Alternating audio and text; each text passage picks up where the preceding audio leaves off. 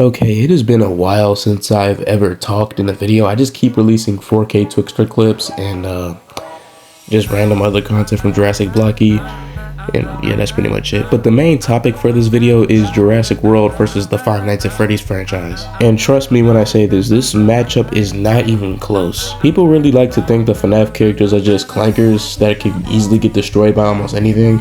I mean, they kind of can. It depends on what characters you're using though. But in this video, we're only going to use the characters that I used in my YouTube short edits. And if you've seen the short edits, I'm pretty sure you know what characters I'm even using for this video. Number 1, Freddy Fazbear versus the Scorpius Rex. And yes, I mean FNAF 1 Freddy in general. The game, the books, including the movie variant. And the reason for me saying Freddy Fazbear wins is mainly because of the Twisted Ones novel and the FNAF 1 movie. If you read the Twisted Ones graphic novel or the original novel by now, you should know by now that the FNAF 1 characters easily dismantled the Twisted One animatronics, and the Twisted One animatronics actually weigh metric tons, being able to smash through buildings. And they were also 8 feet tall, so 2 feet taller than the original Freddy Fazbear. And for bite force, I should really give that to Freddy, since he was able to slice a woman in half with his bare jaws in the FNAF movie, if you remember that. And I should give him physical strength too, since he was able to take down metric ton animatronics from the books and managed to rip off Toy Freddy's upper torso in the FNAF 2 movie. And I'm pretty sure it's been stated that he's one of the stealthiest out of the 4 animatronics in FNAF 1, and he teleports. And it's been stated that the FNAF 1 characters can dismember people. And for the Scorpius Rex fans that are probably gonna type in the comments saying he slimes Freddy, no, he does not. He clearly doesn't. They can try using the Brachiosaurus kill feat if they want, and it's very obvious that the Brachiosaurus died from the poison, not the Scorpius Rex's impact. And don't even think about using poison. Poison cannot affect remnant metal. And this is really the main reason why Freddy Fazbear wins, because Scorpius Rex is just mainly vulnerable at this point. And plus, all of Freddy Fazbear's feats and statements all put together from the books to the movie put him at City Block level. And we have Springtrap, aka William Afton, versus the Indoraptor. And yes, once again, we're going to be using only the book version this time. The movie version is just... yeah, he's gone.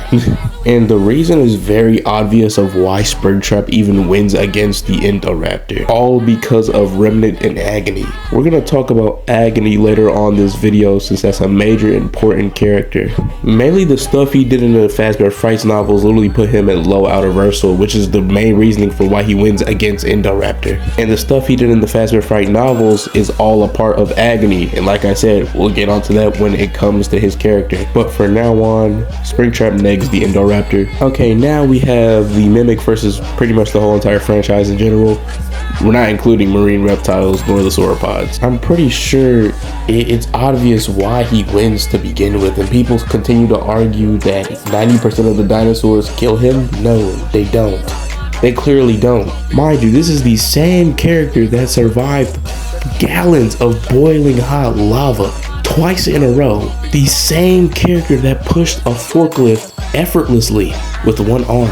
And not forgetting, he controlled Big Top, one of the biggest animatronics in Five Nights at Freddy's Secret of the Mimic, and caused havoc on the building. And also, he managed to lift a van with one arm during one of the endings of Secret of the Mimic.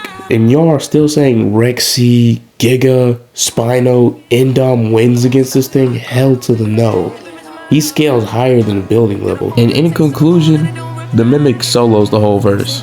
And now heading on to number 4, the Agony after an amalgamation versus Asset 87, aka the Spinosaurus. And for those who do not know who Agony is a Fazbear Frights character that is possessed by Afton, Eleanor, and a few other characters from the Fazbear Fright stories. And those characters include Pit Trap, Eleanor, Who Read Freddy, Fetch, Lonely Freddy, Plush Trap Chaser, the new Kid Fredbear, Ballora from Dance With Me, and the Blackbird, from the Blackbird. Pretty much every Fazbear Fright book character that he was in control of during the time. For those that haven't read the books, prepare to be spoiled. Agony is a 15-foot animatronic amalgamation that was destroying cities and pretty much wiped out an entire town. And I'm pretty sure his name implies himself. The more agony he gets, the more powerful he is.